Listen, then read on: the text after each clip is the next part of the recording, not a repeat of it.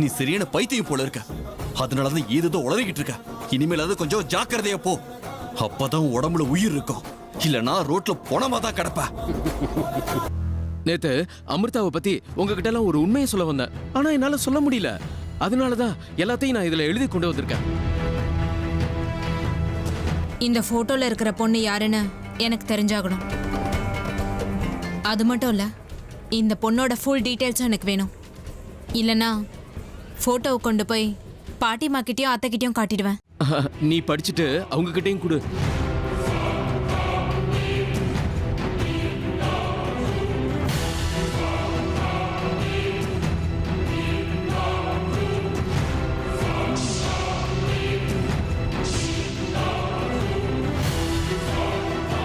அமிர்தா நாமெல்லாம் நினைக்கிற மாதிரி கரெக்ட். படிப்படி மேல படி. இனிமேதான் விஷயமே இருக்கு, படி.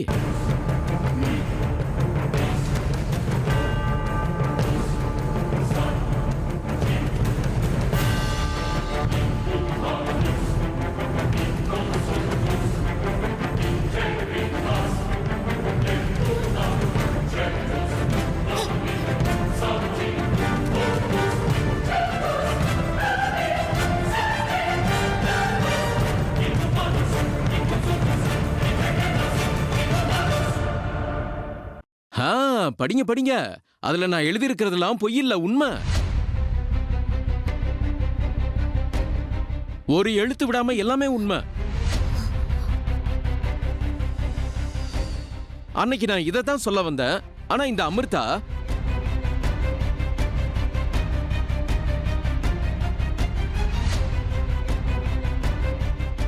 சித்தப்பா, நாங்க உங்களை தப்பா புரிஞ்சுக்கிட்டோம்.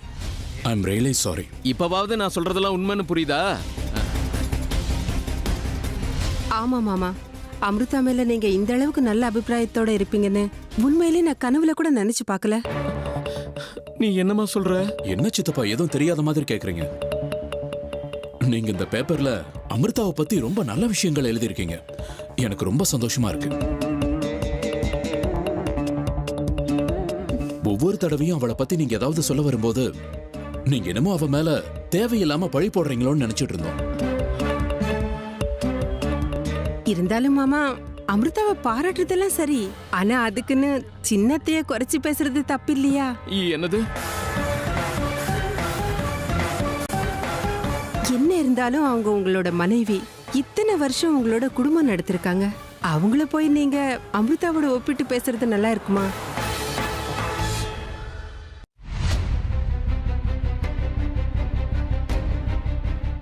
ஐயோ, நீங்க என்ன சொல்றீங்கன்னு எனக்கு ஒண்ணுமே புரியலையே. போதும், வாய் முடுங்க.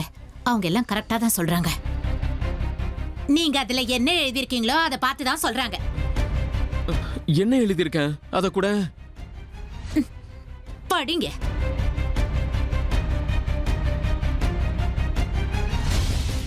என்னங்க, அமிர்தா ரொம்ப இன்னசென்ட், நான் ரொம்ப வயலன்ஸா? அமிர்தா மாதிரி ஒரு நல்ல குணம் எனக்கு இல்லையா? அவள மாதிரி ஒரு நல்ல மனசு எனக்கு சுத்தமா இல்லையா? நான் எப்படி இருக்கணுங்கிறத அமிர்தாவை பார்த்து கத்துக்கணுமா? நான் எப்படியெல்லாம் நடந்துக்கணும்னு அமிர்தாவை பார்த்து தான் புரிஞ்சுக்கணுமா?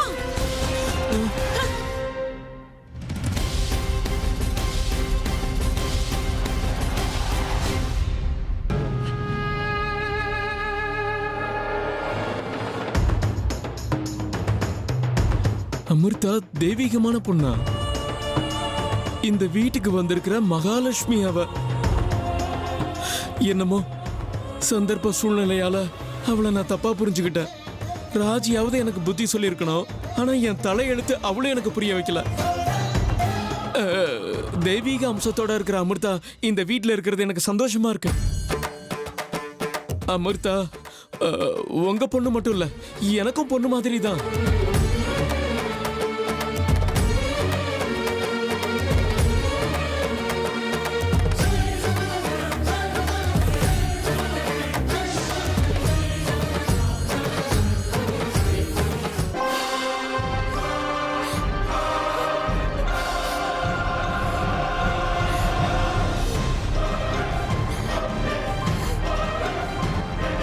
என்னாச்சு மயூரி? இப்ப என்ன ஆயிடுச்சுன்னு இப்படி அழறே? அத்தை, அர்ஜுன் யாரோ அமிர்தாங்கிற பொண்ணை லவ் பண்றானா அத்தை. அது மட்டும் இல்ல, அந்த பொண்ணு முகத்தை மூடிட்டு இருக்க ஒரு போட்டோவையும் அவளோட துப்பட்டாவையும் வச்சிருக்கான். அதனாலதான் அர்ஜுன் என்ன கல்யாணம் பண்ணிக்க மாட்டேன்றான். ஐயோ பைத்தியமே, எந்த உலகத்துல இருக்க நீ? ஆ? அவன் பேச்சை நம்பி நீ இப்படி அழுதுகிட்டு இருந்தா என்ன அர்த்தம்? எங்க காலத்துலலாம் ஒரு பையனுக்கு ஒரு பொண்ணை பிடிச்சிருந்ததுன்னா அவளோட போட்டோ, அவன் உபயோகப்படுத்தின பொருள் எல்லாம் வச்சிருப்பான். ஆனா நீ அர்ஜுன்ல இந்த காலத்து பசங்க, அதுலயும் அவன் ஒரு முகமே தெரியாத போட்டோ வச்சிருக்கான்னு சொல்ற. இதெல்லாம் நீ நம்புறியா? அப்புறம் அர்ஜுன் அப்படி சொல்றானே. அவன் உன்னை வெறுப்பேத்துறதுக்காக அப்படிலாம் சொல்லிக்கிட்டு இருக்காமா? இல்ல அத்தை, அவன் சொன்னதெல்லாம் உண்மையாதான் இருக்கும். ஒருவேளை அவன் சொன்னதெல்லாம் உண்மையா இருந்தா நீங்க என்ன பண்ணுவீங்க? என்ன பண்றது? அவன் யார ஆசைப்படுறானோ அவளையே அவனுக்கு கல்யாணம் பண்ணி வைக்கணும் அப்படின்னு சொல்வேன்னு நினைச்சியா? நிச்சயமா இல்ல. ஆனா ஒரு விஷயம், நான் இப்படி சொல்றேனேன்னு நீ வருத்தப்படக்கூடாது. இந்த வீட்டுக்கு யார் மருமகளா வருவாங்கிறது முக்கியம் இல்ல. இந்த மாசத்திலேயே அர்ஜுனுக்கு கல்யாணம் முடிஞ்சே ஆகணும். ஏன் சொல்றேன்னா, அவனுக்கு இருக்கிற சர்ப்பதோஷம் நிவர்த்தி ஆகணும்னா அதுதான் இப்ப இருக்கிற ஒரே ஒரு வழி. பாட்டிமா, நீங்களும். ஆமாமா மயூரி, உங்க பாட்டி சொல்றது உண்மைதான். ஆனா நீ இந்த வீட்டு மருமகளா வரணுங்கிறது தான் எங்களோட ஆசை. அர்ஜுன் 1000 கதை சொல்லட்டுமே, அதெல்லாம் எங்களுக்கு தேவையில்லை. ஒன்னதான் அவனுக்கு கல்யாணம் பண்ணி வைப்போம். ம்?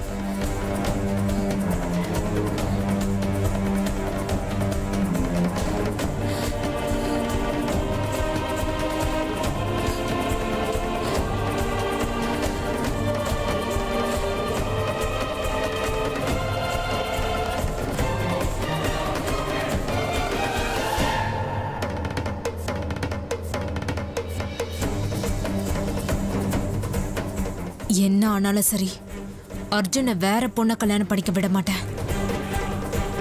அவன் என்னதான் கல்யாணம் பண்ணிக்கணும்.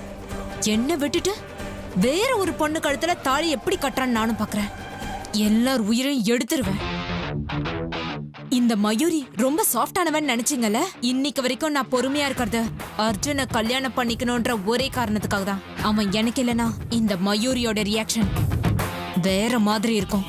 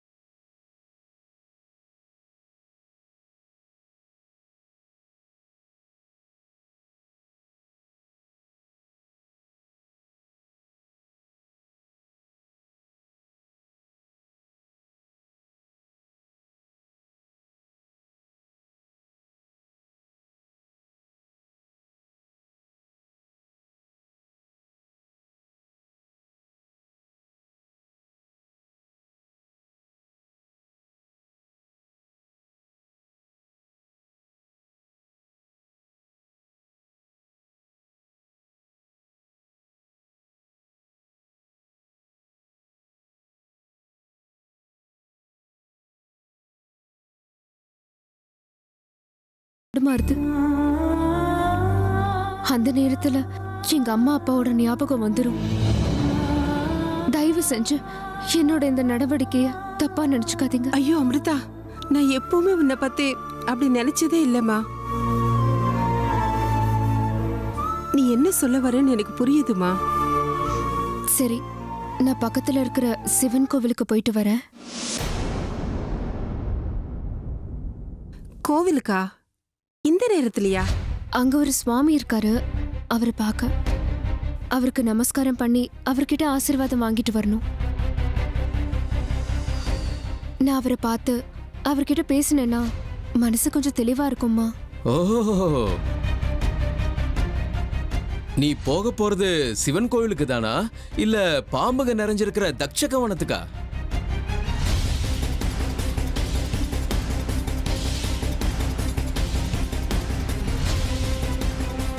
அங்கதான் போறேன். தக்ஷக வனத்துக்கு போற வழியில இருக்குல்ல அந்த சிவன் கோவிலுக்கு. ஏன் கேட்டீங்க? நீங்களும் என் கூட அந்த கோவிலுக்கு வரீங்களா? வரதா இருந்தா வாங்க, எனக்கு எந்த ஆட்சேபனையும் இல்ல. அது வந்து நான் பாத்தீங்களா, நேத்து வந்த பொண்ணுக்கு கூட உங்க லட்சணம் என்னன்னு நல்லா தெரிஞ்சிருக்கு. வயசுக்கு ஏத்த மரியாதையை காப்பாத்திக்க தெரியாதா உங்களுக்கு? அது அப்படி இல்லம்மா ராஜி. இப்ப நீங்க வாயை முடிக்கிட்டு சும்மா இருக்க போறீங்களா இல்லையா? அமிர்தா, எனக்கு நீ சந்தோஷமா இருக்கிறது முக்கியம். நீ எங்க வேணும்னாலும் போயிட்டு வா, நான் வேண்டான்னு சொல்ல மாட்டேன். அதே மாதிரி ஏன்னு கூட கேட்க மாட்டேன். சரிம்மா, நான் பூஜை ரூம்ல விளக்கேத்திட்டு பூஜை பண்ணிட்டு அப்புறம் கிளம்புறேன். சரிம்மா, உன் இஷ்டம். பத்திரமா போயிட்டு வா. ஒரு நிமிஷம் உன்கிட்ட ஒன்று சொல்லணும். நீ யாரா இருந்தாலும் சரி, உன் கடந்த காலம் எதுவா இருந்தாலும் சரி, அது எவ்வளவு பயங்கரமானதா இருந்தாலும் நீ என்னோட பொண்ணுங்கிறது மட்டும் அந்த ஆண்டவனால கூட மறுக்க முடியாது. உன்னாலதாம்மா எனக்கு தாய்மை பாக்கியம் கிடைச்சிருக்கு. இதுக்கு மேல என்ன சொல்றதுன்னு எனக்கு தெரியல. அம்மா,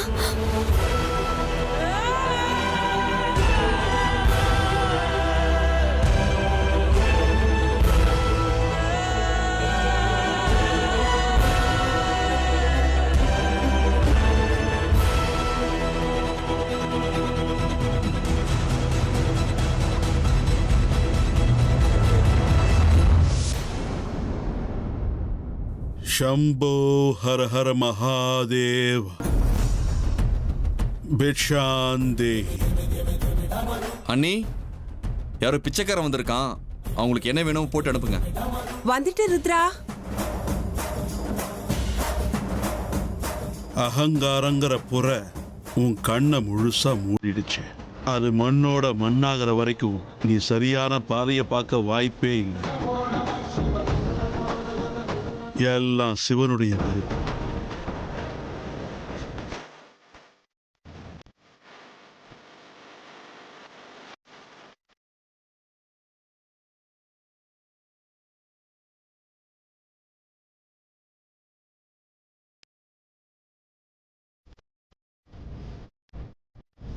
ருத்ரா, இது பிச்சைக்காரன் இல்ல, சாமியாருப்பா.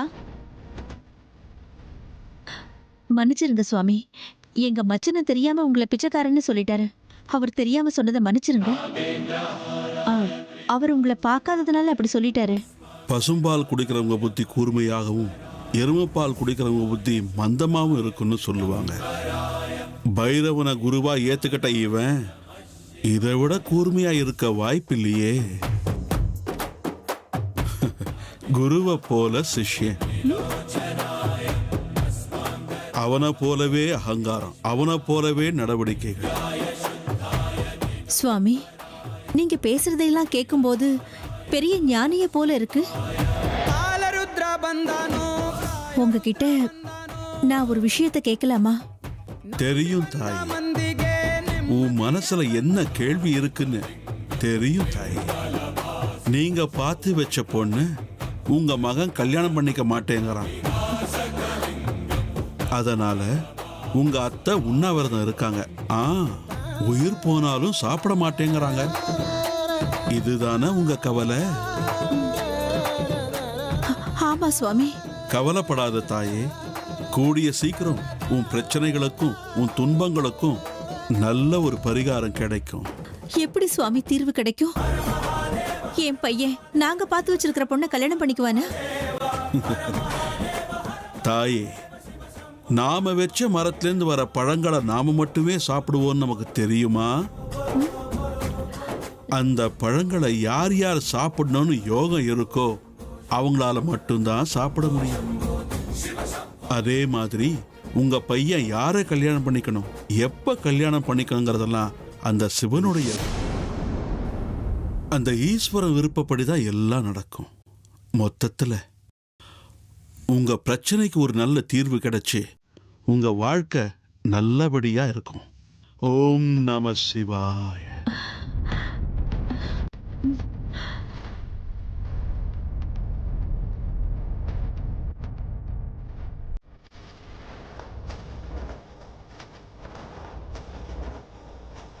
நல்லதே நடக்கட்டுமா?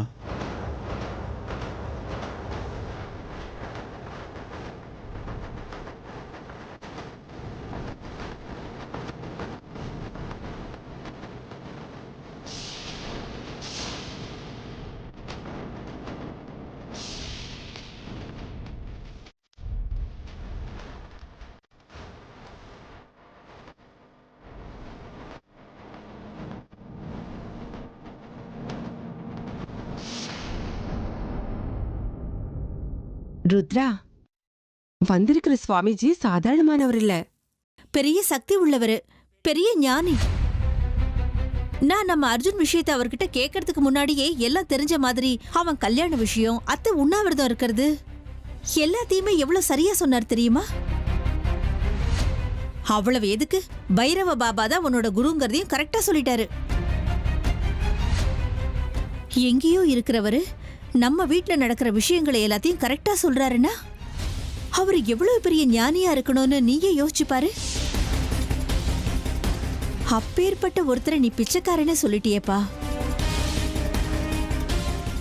அப்படியா? அவர் எங்க போனாரா? நீ இப்பதான்ப்பா பரப்பிட்டு போனாரு.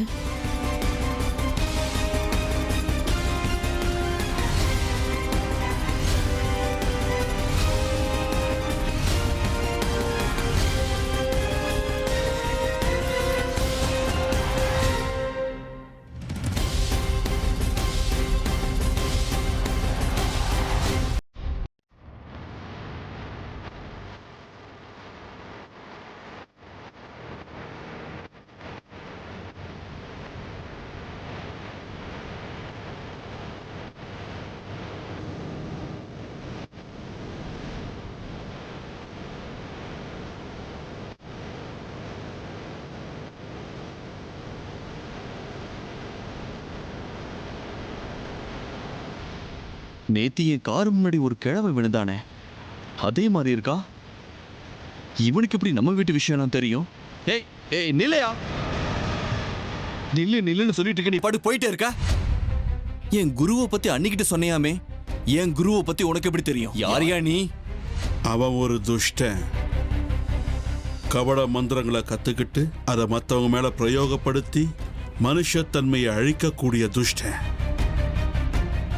நீ அவன் சகவாசத்தை விட்டுடு, அப்பதான் உருப்படுவ. இல்ல இன்னும் தாழ்ந்து போயிடுவ. எல்லாத்துக்கும் மேல பொக்கிஷமான உன் வாழ்க்கையை நீ பாழ்படுத்திப்ப. போது நிறுத்துவும் ஊசி உபதேசத்தை. வீடு வீட போய் பிச்சை கேட்கிற ஆளு நீ எனக்கே புத்தி சொல்றியா? தன்மானத்தை விட்டு பிச்சை கேட்கிற உன்கிட்ட இருந்த நான் அறிவுரை கேட்கணுங்கிறியா? அவ்வளவு திமிரா உனக்கு?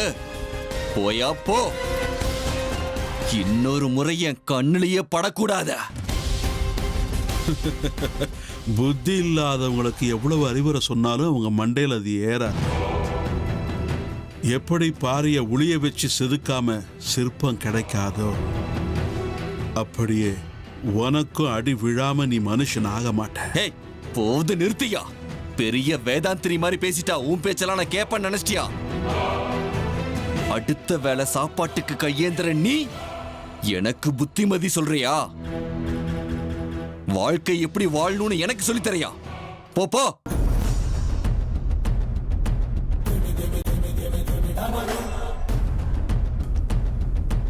உடலும் புத்தியும் அழுக்காவே இருக்கு. அந்த அழுக்கு நீங்கிற வரைக்கும் உடலும் புத்தியும் தெளிய போறதே இல்லை. ஓம் நம சிவாய, ஓம் நம சிவாய. இல்ல பாக்குறதுக்கு ஏதோ பிச்சைக்கார மாதிரி இருக்கான். இவனுக்கு எப்படி இவ்வளவு விஷயங்கள் தெரியும்? அதுவும் பாபாவை பத்தி தெரிஞ்சு வச்சிருக்கான். யார் இந்த ஆளு?